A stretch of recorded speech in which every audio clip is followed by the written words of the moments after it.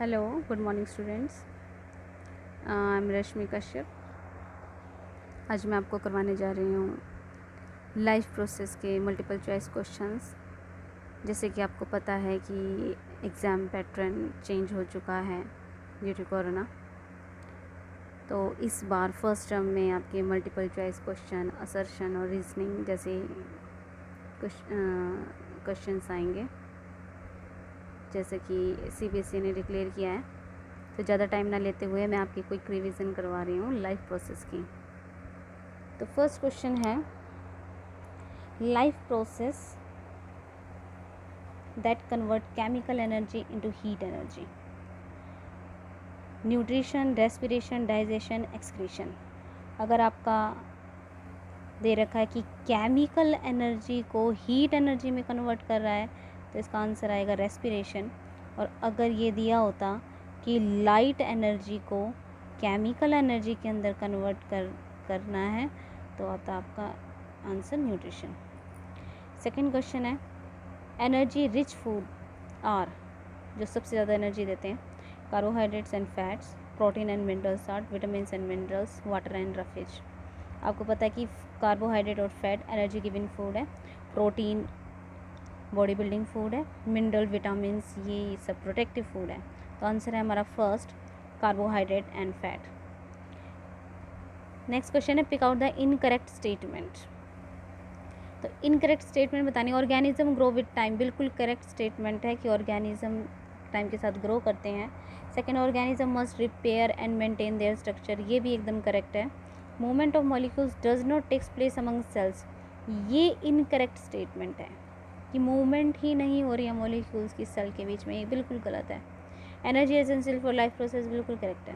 तो आंसर हमारा third, loss of water from leaves will be less if stomata are, leaf में से water का लॉस सबसे कम होगा अगर स्टोमेटा कहाँ होंगे, only on lower surface, only on upper surface, on both the surface, scattered, फैले होंगे सारी जगह। तो राइट आंसर रहेगा only on lower surface, less in only on lower surface. Okay,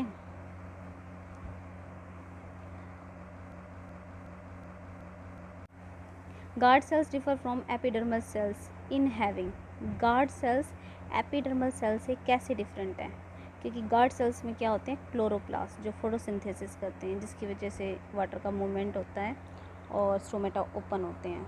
तो इसका आंसर है D, transpiration occurs from, transpiration किसके थ्रू होता है, stomata, cuticle, both of this और नन ऑफ दिस। तो ट्रांसपिरेशन दोनों के थ्रू होता है, स्टोमेटा के थ्रू भी होता है और क्यूटिकल के थ्रू भी होता है। आगे चलते हैं।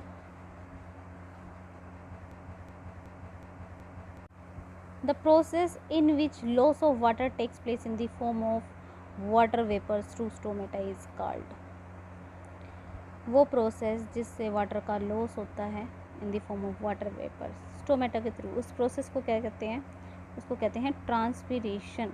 ट्रांसपोर्टेशन का मतलब होता है movement of water from one place to another place. Mutation means loss of water from the leaf base, and translocation movement of food. तो वाटर का जो मूवमेंट होता है ट्रांसपिरेशन के थ्रू होता है।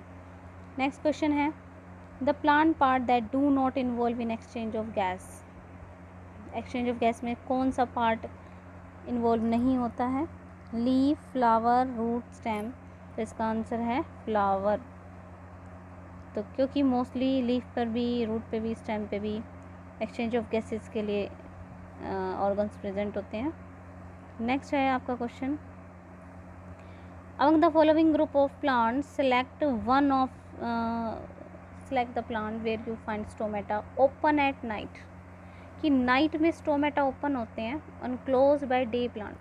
तो ऐसे कौन से प्लांट होंगे, तो ऑब्वियसली ऐसे प्लांट होंगे जो दिन के टाइम सनलाइट को बियर नहीं कर सकते हैं, यानी कि सनलाइट जहाँ पर बहुत ज़्यादा होती है, तो ऐसे प्लांट्स को कहते हैं ज़ीरोफाइट्स।